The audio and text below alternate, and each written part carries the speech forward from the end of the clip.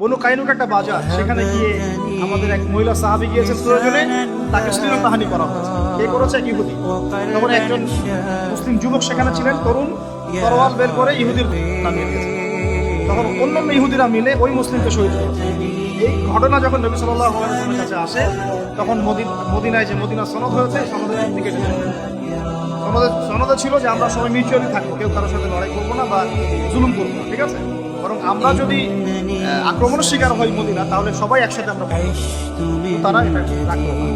বনু কাইনুকে প্রথম ঘটনা ঘটানো।